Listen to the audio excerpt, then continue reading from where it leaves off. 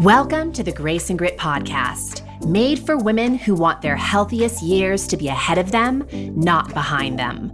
Join your host, Courtney Townley, right now as she breaks down the fairy tale health story you have been chasing all of your life into sensible action steps and lasting change.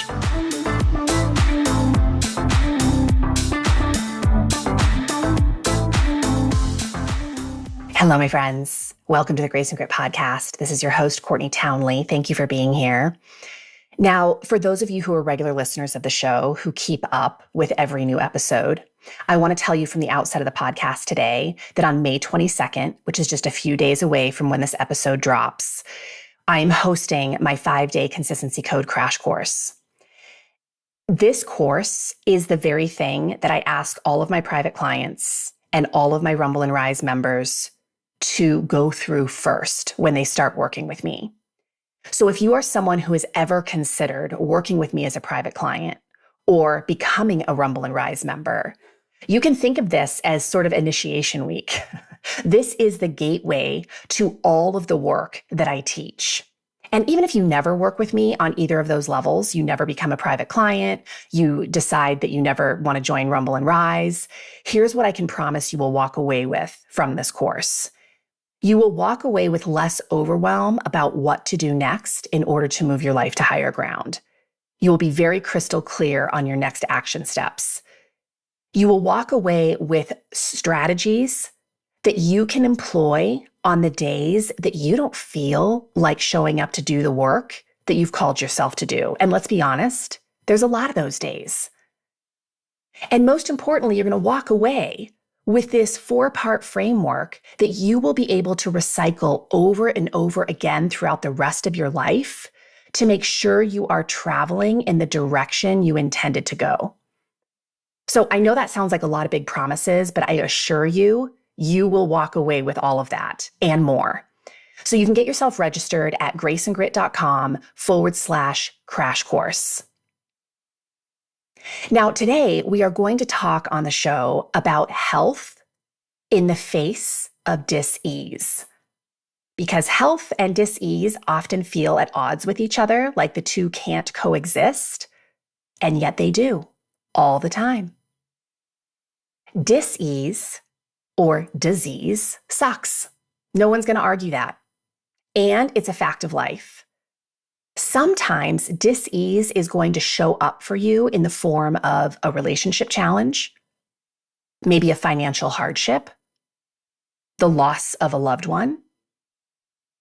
And sometimes, for some people, it looks like an actual diagnosis that you never could have seen coming. So a literal disease. And today on the podcast, my friend and client, an amazing human, Claire Schulz Bergman, shares her experience of being diagnosed with ALS at 52 years young, and how she is still pursuing health in the face of that diagnosis. So in this interview, Claire generously shares the road that led to her ALS diagnosis. She shares how her life journey prior to the diagnosis is really helping her now to move through this, how she is coping with uncertainty, and why she's decided really hard who she wants to be in the face of this, and so much more. Claire is such a remarkable human. I am so grateful to know her, and I want you to know her. If you or someone you love has been handed an unexpected hardship as of late, you're going to really love this show. So let's get into it.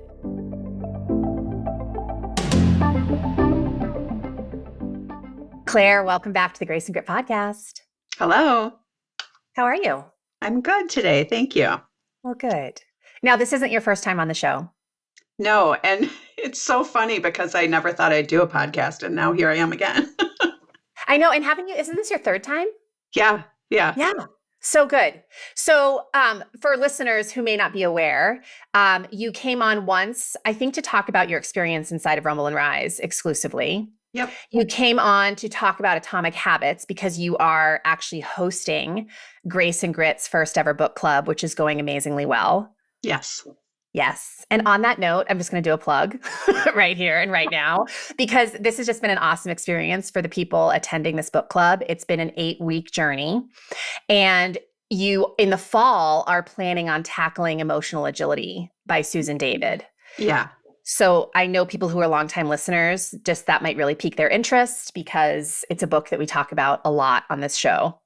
Yeah. And I also plug it. I recommend that book a lot to clients in my therapy sessions. And I just think it's a really good book for anybody who is interested. So that will be Absolutely. good. Absolutely. All right. So tell listeners, because obviously not everyone has listened to the previous episodes that you have been on. So let's just refresh or tell people for the first time who you are. Sure.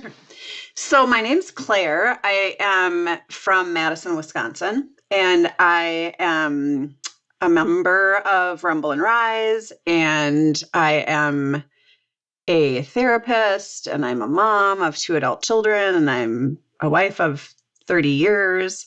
So Yeah. And I, an avid athlete, I'm an avid athlete. Yes, yes. a yogi. Yep. I'm a yoga teacher. I teach spinning. Yeah, I've been in the movement world with sports and running, swimming, biking since I was in 3rd grade. Yeah. So, yeah. Yeah. So movement has always been a big part of your life. And I think that's a big part of this conversation that we're Yeah. having today. Yeah. So maybe share with listeners also how we met, because yes, you came into Rumble and Rise, which for anyone who may not know, that is my membership community. And I think you've been a member in there for a year and a half, maybe a little bit longer. Yeah. Yep. But what brought you into that space? So I was thinking about that a little bit. And so I reached out to you after I completed Ironman in 2021. Yeah. September of 21. And I was feeling a little bit lost. I always had goals that I was moving toward. I've done several long distance bike rides, several marathons, half marathons, all of those types of events. Endurance events are my love. And so I had finished Ironman. I was having some issues with my body. My body was not feeling like it was normal, moving along normally. I was in a job that I felt was very complete and I didn't know how to get out of it. And it was causing a huge amount of stress in my life. And so I think I started listening to your podcast and I just really resonated with the message that you have, that health is multifaceted, and then all of the really amazing strategies and just information that you have. It was stuff that I had heard before, not all of it. Some of it was new, but it was also like I needed to hear it again.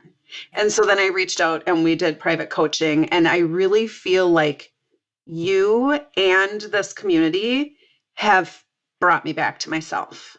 And that feels like the beauty of coaching and the beauty of being in this community is that we get reconnected to who we really are underneath all of the noise that's going on outside of us. So thank you for that. Oh, my word. Thank you for trusting me to kind of walk alongside you through that, because it's been nothing but an amazing journey. So you came in, and I want to circle back to this, obviously, because there were some things that felt off about your physicality. Yep. But I remember in the early stages of our coaching, there was a lot of conversation around body image, right? That you were really wrestling with that. Yeah. Do you want to speak to that a little bit? Yeah, body image has been an issue for my whole life, I think. Probably ever since puberty, literally.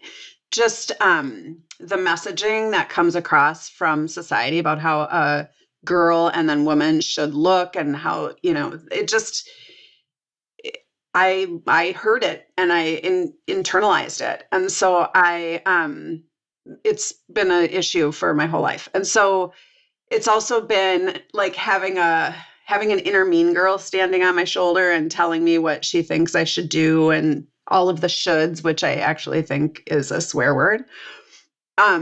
Connecting the strategies and mind mind work, thought work that I learned in this community, or that I relearned as well, really helped me think differently about body image issues. And then this whole diagnosis on top of it has helped me, although it's not gone, I have to say, even after this diagnosis of ALS. So, but let's talk about that for a second, because I think it's so interesting that, the body image issues, if you will, which I'm putting in quotation marks in case, because not everyone's watching this video. It's a habit. Like, we have made a lifetime habit to hyper focus on the physical self, especially externally, what it looks like, how to shape it, how to mold it, all the things. And like any habit, when we start changing behavior around that for the better, the old patterns don't just go away. Right. We weaken them, right? We give them less attention. They're not as strong as those neural pathways aren't as strong as in our brain, but they're still there. Right. And I think this is so important for everyone to remember, regardless of what the habit is that any listener may be wrestling with right now, that nothing is wrong with you if your old patterns don't completely disappear. Right. Right. So I would imagine that on some level, this is going to travel with you. Right. Yeah. And especially because, and we can go backwards to talk about the ALS diagnosis, but this disease has been attacking my muscles. And so I don't look, and I mean, somebody can look at me and go, you look like you did, 2 years ago or whatever. But when I look in the mirror, I can notice that one arm is smaller than the other because that arm doesn't have strength in it anymore. Yeah. And I have, this is maybe TMI, but I have a little cellulite in my arms where I had muscle previously. And so it is a practice to look when I see myself. And I think this just happens with aging too. Like, we feel younger and then we look in the mirror and we're like, who the heck is that? So when I see myself in the mirror, that inner mean girl can come out really quick. And I have to remember to shut her up, put her in the corner, and just, see myself for who I am, actually, instead of what I look like. Yeah. And this is where all that self-coaching comes in, right? Realizing where your brain immediately wants to go and then pivoting it to the place that is more useful to you. Yeah. All right. So you kind of let the cat out of the bag. So let's backtrack for just a second. Yeah. When we started working together, you mentioned already on the show that there were some things that were feeling off physically. And I remember this really distinctly. I think you had told me that there was some maybe tingling or challenges you were having with your right hand. You were having it looked into. And your doctor had told you that it might be one of two things. Is that right? That's vaguely what I remember. Yeah. Yeah. And those two things being what? Yeah. So it actually I started having change. My right hand started feeling weak, and then my right arm started feeling weak while I was training for Ironman. So I turned 50 in 2020, and I was going to do Ironman for my 50th year, and then COVID happened. So I ended up doing it in 2021. So training for 2 years. In July of 2021, I had spine surgery on my neck because my right arm weakness. They thought that it was discs that were pressing on my spinal cord. Right, okay. And then 6 weeks later, I did the Ironman, which I would not recommend to anyone to do Ironman 6 weeks after. 6 weeks after surgery. Brilliant. I'm just going to say, for anybody listening, not a good idea. Yeah. But then it didn't get better. And the doctors were saying, this surgery should take care of it. You should get strength back in your arm. Didn't get better. So I went to so many tests, and I was told that I might have something called multifocal motor neuropathy, which oftentimes is misdiagnosed as ALS. But it's treatable. So every 3 weeks, I would get admitted to the hospital, and I would get 6-hour-long infusions for this disease called MMN. After 7 months of doing that, it didn't work. And so the doctors said that they believe that what I have is ALS. And so you ended up going to Mayo Clinic, correct, to get your formal diagnosis. Mm-hmm. And they diagnosed you with ALS specifically because I do believe you told me it's a specific type of ALS? Yeah, it's a limb onset rather than bulbar onset, which is the throat and Okay. swallowing muscles, I believe. So limb onset tends to be more slowly progressing. Um, so let me just back up to ALS, amyotrophic lateral sclerosis, otherwise known as Lou Gehrig's disease, otherwise attention given to it through Tuesdays with Maury. That's what Maury had. And the disease basically affects the nerve cells so that it's the messaging, they're dying. And then the messaging is not getting to the muscles. And so that all of the voluntary muscles are eventually affected and basically they stop working. So at this point, the prognosis for people who have typically progressing is 2 to 5 years after diagnosis. For a limb onset or a more slowly progressing, it can be longer than that. And they won't tell me how much longer than that. The doctors describe it as a life-shortening illness, which I actually think was probably very helpful to how I've processed it. Since then, I mean, it's a terminal illness, basically. And I think hearing that in the beginning would have been very difficult. Yeah. So right now, my right arm is affected. My writing is affected. Fine motor skills. I have some progression in my left arm. My breathing is fine. My legs are fine. My heart won't be affected. People usually end up passing away when their lungs stop working and their diaphragm stops helping them breathe. So none of that has occurred yet, which I think is also why I can talk about this so openly. Yeah. Yeah. So. And let's talk about why we're also having this conversation. I think that you and I, even before this diagnosis, were having conversations about health in the face of disease and even dis-ease, right? Because life is dis-ease. I mean, it's just, there's always going to be something that we're rumbling with. Sometimes that's a massive diagnosis. Sometimes it's marriage trouble. Sometimes it's financial problems, right? It's so many things. Yeah. And I think especially in the realm of health, sort of as people think of it, they often think of it as the absence of disease. Right. And I've always challenged that, right? You know that, like in workshops that I teach and webinars and things like that, I'm always saying that really that health is how we face it. Right. And so can you speak to that a little bit, just on sort of your own thinking around maybe that notion of health in the face of dis-ease and what that might mean for you now? Yeah. First, I think, I've been really open about having this diagnosis. And sometimes I feel very vulnerable about it. I think, oh crap, my my business is out there to everybody because I'm just talking about it. But I've also had moments where people, like, let's, for example, Lance Armstrong had cancer and he talked about it after he had it. So people talk about the story after they've been through the process and they've learned all the things, and then they can come out the other side and tell everyone how it was for them. And for me, the other side of this is a life well lived. I mean, I'm going to have this until I die. And so my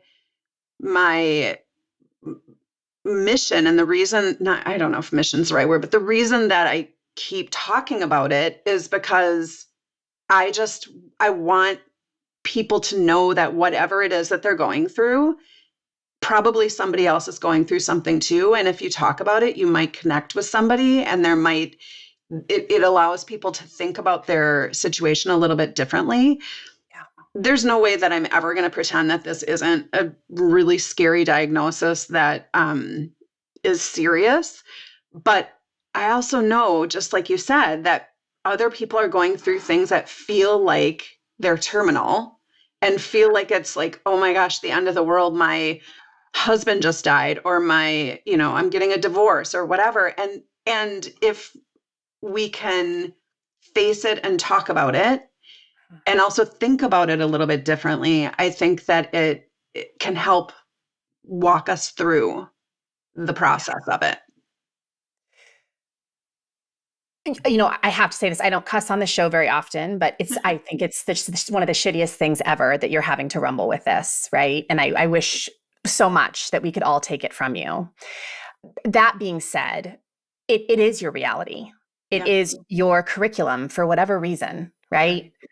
And I also, you are in such a unique position to go through this in the way that you are. And I'm not saying that it's necessarily easier for you or anything like that, but your entire life has sort of been readying you in a way for this ultimate rumble in terms of what you have done for work and the pursuits that you have had in the realm of sort of education and coaching and supporting others. So will you speak to that a little bit about how maybe the work that you have done prior to this diagnosis has been helping you?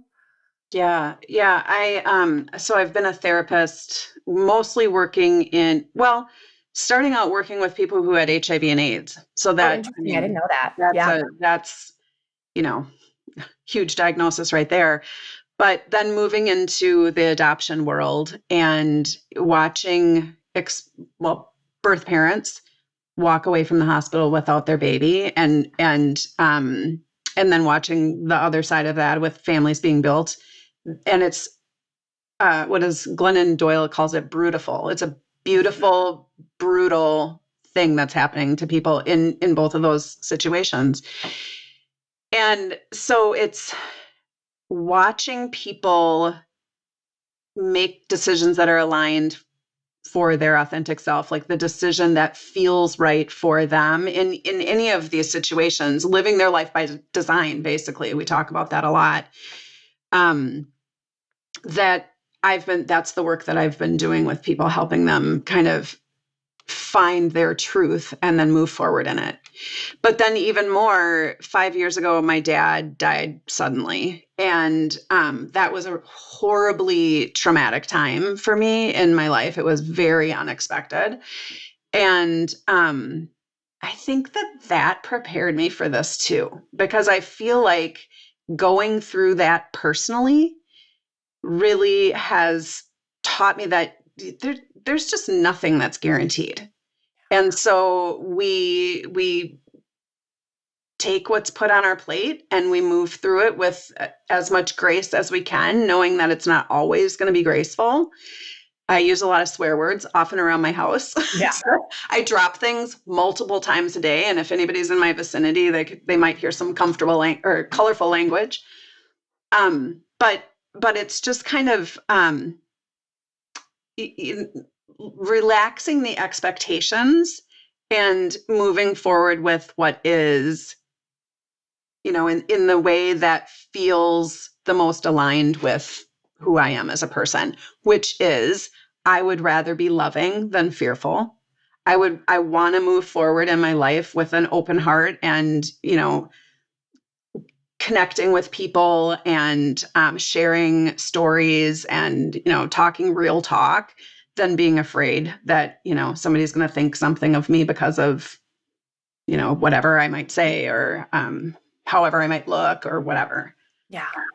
So, And I see you as such a helper too. I mean, long before any of this, right? That you have spent your lifetime raising kids, helping others through their own turmoil.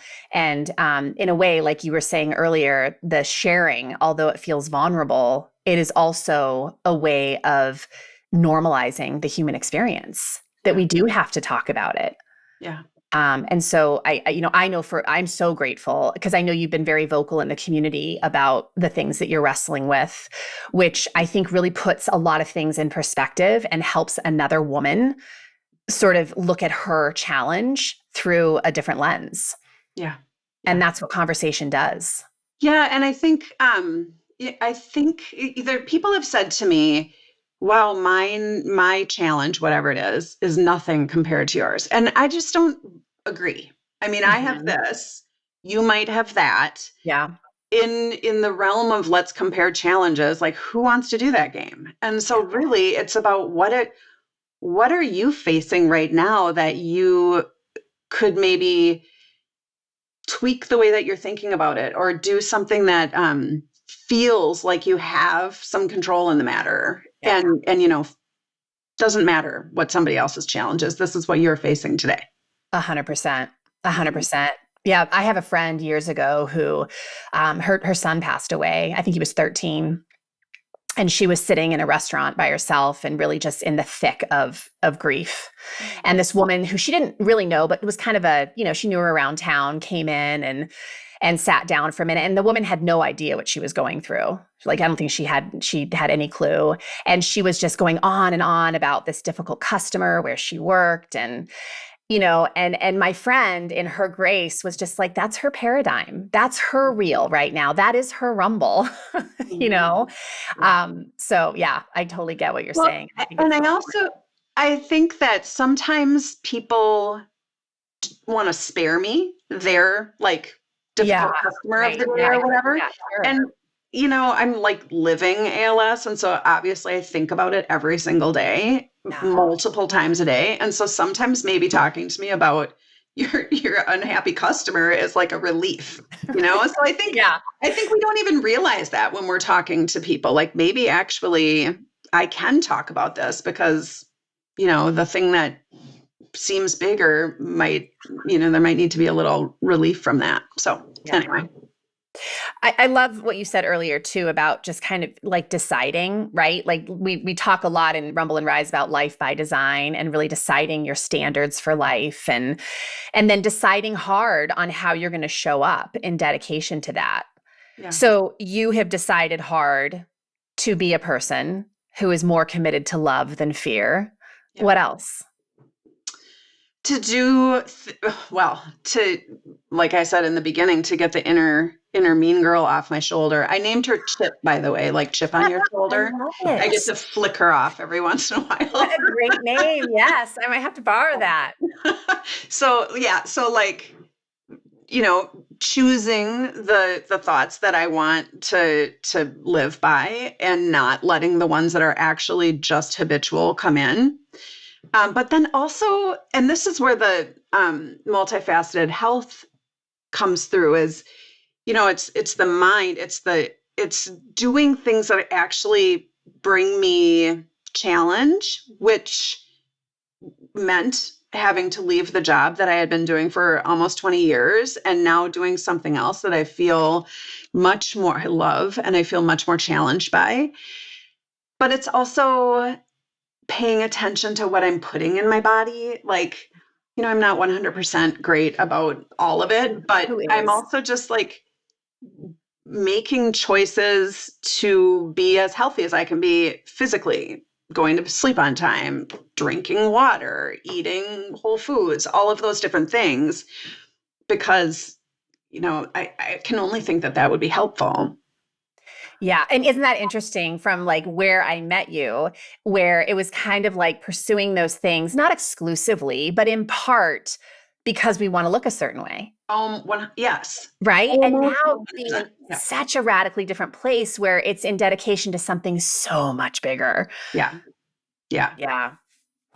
So you mentioned Glennon Doyle earlier and that word brutal.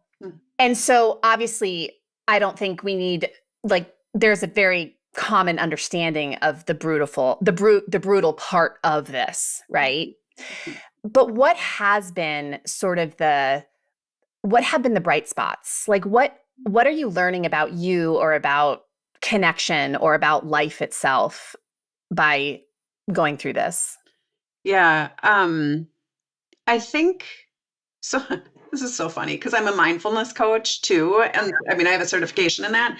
And so like mindfulness should really come easily to me. You know, as I say, like jokingly, it comes probably more easily to me than some other people, but yeah.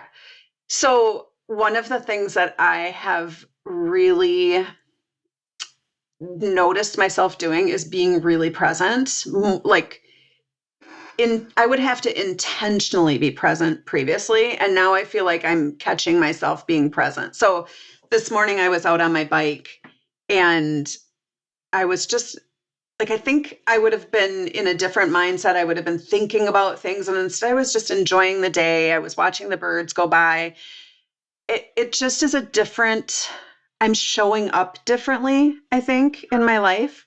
And then I don't know if I can 100% say I'm resting more.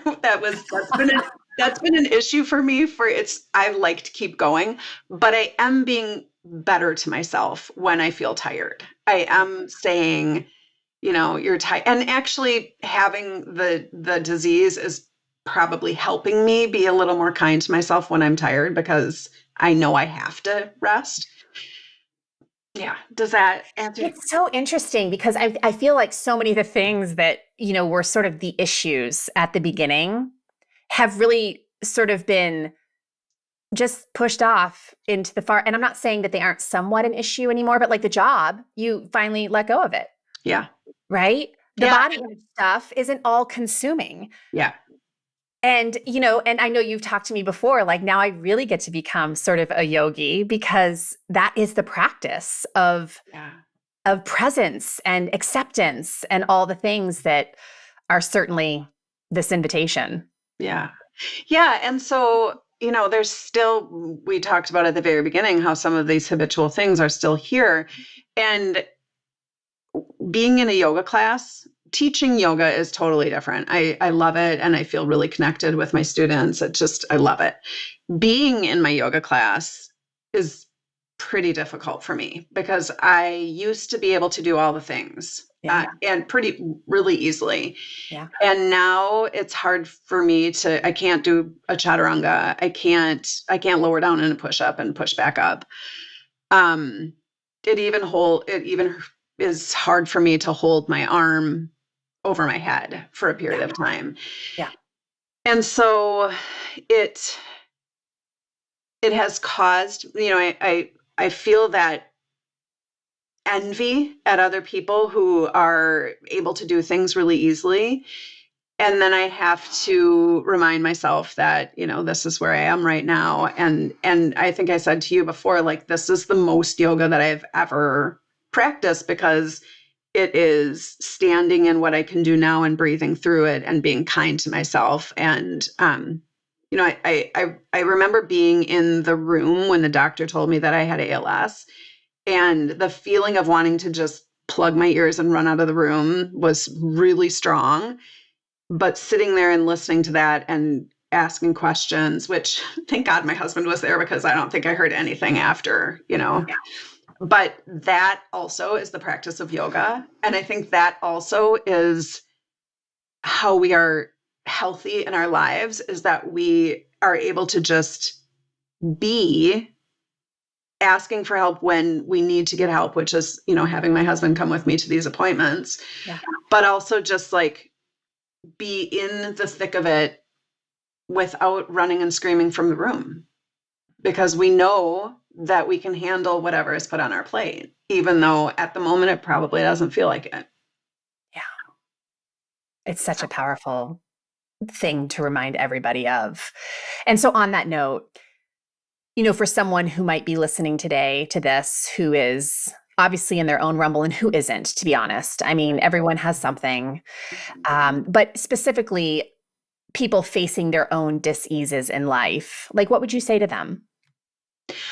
I think it's really important if there's something that is going to be a change and maybe there's a loss in it. So a health diagnosis or a job change or a relationship ending, something like that. Empty nesting. Kids going to college and then what? I remember that feeling. It's such a now what happens?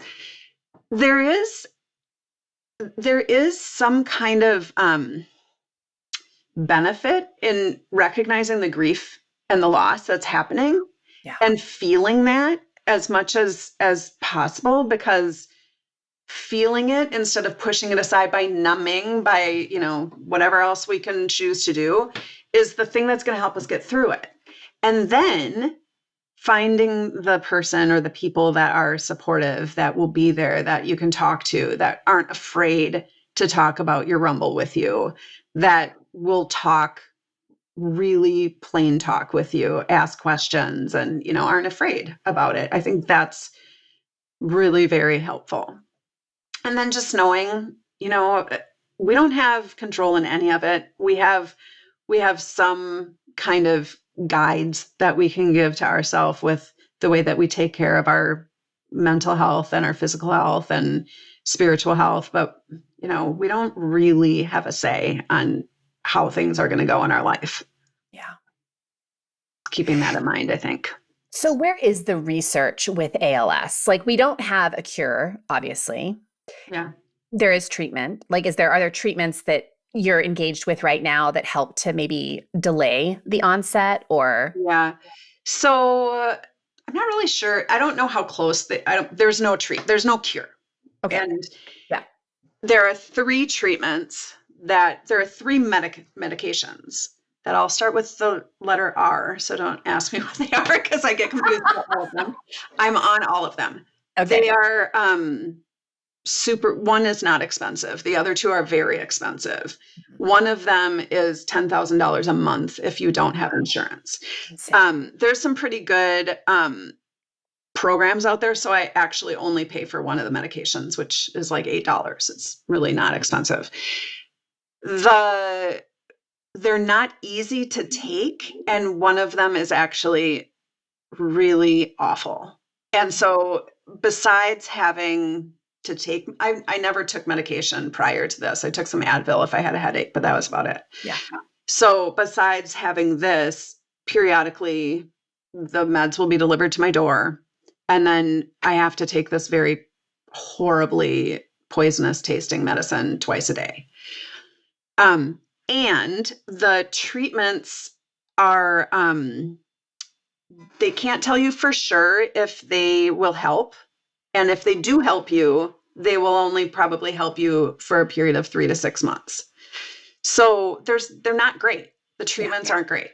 And so if anybody out there did the Ice Bucket Challenge that helped fund one of the medications that I'm on, so thank you. But yeah, there's just not a lot out there. Yeah. So let's talk about, because you're in the throes of doing a fundraiser right now for ALS, and so we tell listeners a little bit about that. Yeah. So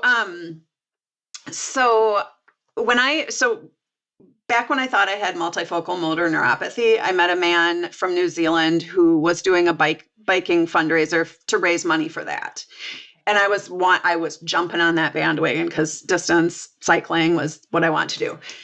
And then when I got the diagnosis of ALS, I was like, I was going online to the ALS Association to see what fundraisers I could do. One of the fundraisers is a climb up a mountain on the Tour de France in the south of France. And I was like, that's what I'm going to do. And then my husband reminded me that I really hate climbing. And so we decided that probably I would not be happy the whole time. And what a wise guy. Yeah. So we decided to create our own fundraiser. And so we and some friends are cycling from Madison, Wisconsin to Minneapolis the last week of July through the first week of August. It's a distance of 350 miles. We're going to take a week to do it, and we're going past the Mayo Clinic where I get my care, and probably delivering donuts or bagels or something to them, and then ending in Minneapolis where I was born and raised. So Madison, where I live now, to Minneapolis, where I was born and raised, via Rochester, where the Mayo Clinic is. And the funds will go to the ALS Association? Yeah. So we're trying to raise $35,000, which feels really grand. It's a lot of money. But that funds 6 months of a research fellow doing research on treatment and cure. And so all of the money that we raise will go to research for this. I just looked and we just passed 10,900. So we're on our way, and it feels well really on your good. way. Yeah. Well on your way. So, and our own expenses, like we're staying in hotels on the way, and any food or whatever, that's going to be out of pocket. So it's truly anything raised here goes to the ALS Association for fundraising or for research for trying to figure this out, trying to get better treatments and a cure. Yeah. And just one thing to say on that, research on ALS is like also going to help find cures for Parkinson's and Alzheimer's and other diseases that might affect other people. ALS is rare, but these other diseases, it's neurodegenerative, and that's a large class of. Yep. Yeah. So it'll be helpful for that too. Yeah. Okay, so just for listeners to know that if they would like to contribute to this fundraiser, we will have a button on the page where this podcast is housed, and I'll post it on social media and other spaces as well, because I would love for people to contribute. We'll certainly contribute. And yeah, we'll help you get the word out there, hopefully. Yeah, thank you. Thank you. Yeah. It's such a pleasure to know you, Claire. I just love having you a part of the community. I love having you as a client. Again, I wish this wasn't your wrestle, but it is. Me too. Yeah, no kidding, right? Yeah. Amen. Yeah. But even coming here today and sort of sharing that realness, I think with listeners it just reaches further than you'll ever know, Yeah. So, I mean, if it helps one person, I think that's great. So agreed. Thank you. Agreed. Well, thank you for making the time. I'm totally cheering you on. Of course. Thanks.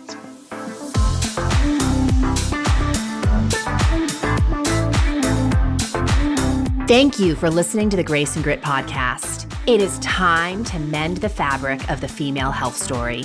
And it starts with you taking radical responsibility for your own self-care.